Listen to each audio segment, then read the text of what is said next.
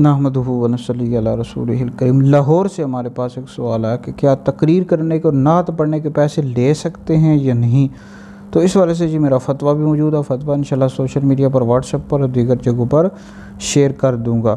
دیکھیں، اس حوالے سے متقدمین اور متاخرین علماء کے درمیان اختلاف ہے۔ جو متقدمین علماء ہیں ان کے نزدیک وعظ، تعلیم قرآن، اذان، امامت ان پر اجرت لینا جائز نہیں ہے، لیکن جو متاخرین علماء ہیں ان کے نزدیک وعظ، تعلیم قرآن، اذان، امامت ان پر اجرت لینا جائز ہے۔ آج کل کے دور میں چیزیں معاوضے کے ساتھ جاری ہیں تو لے سکتے ہیں جی۔ اس طرح نعت خواں بھی اجرت اجارہ کر کے یعنی اجرت طے کر کے پیسے لے سکتے ہیں۔ اعلیٰ حضرت نے فتاویٰ رضویہ جلد نمبر 19 میں لکھا ہے کہ بعض علماء نے وعظ کو بھی ان امور مستثنیٰ میں داخل کیا جن پر اس زمانے میں اخذ اجرت یعنی اجرت لینا، پیسے لینا مشائخ متاخرین نے جائز رکھا ہے۔